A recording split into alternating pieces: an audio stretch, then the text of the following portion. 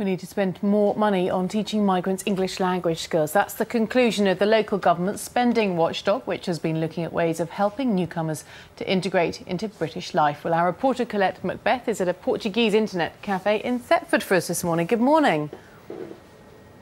Good morning. Well, Thetford is a very good example of how a population of a small town can change in a matter of years. This, as you mentioned, is a Portuguese cafe, one of many here now.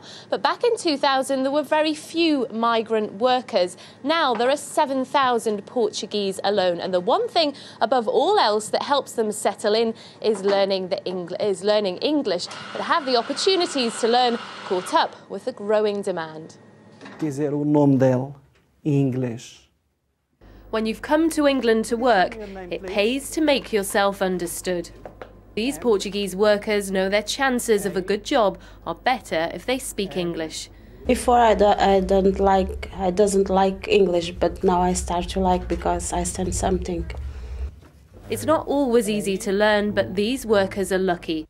People come to us with very, I'm going to say simple problems, which are reading a letter, registering with the doctor, setting up their gas and electricity at home. Sort of things that for a British person would be quite straightforward. Q. A report by the Audit Commission says demand for language classes is outstripping supply. One criticism is that money is often spent on costly translation services, where it would be better spent encouraging people to learn English. While there are no official figures for exactly how much it costs to hire translators, BBC Research estimates that local councils spend around £25 million a year on translation. The police spend £21 million, while the courts pay out £10 million and the NHS £55 million. The government says almost 2 million people have improved their English since 2001, and that's thanks to courses provided by local councils. But it admits more needs to be done to teach English to migrants so they can get the best out of life in Britain.